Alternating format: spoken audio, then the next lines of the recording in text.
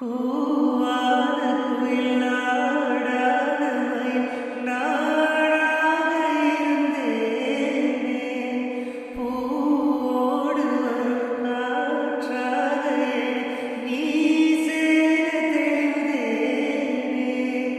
ஆதார வந்த தேவன் நாளை சேர்ந்தான் இந்த வாழை. நான்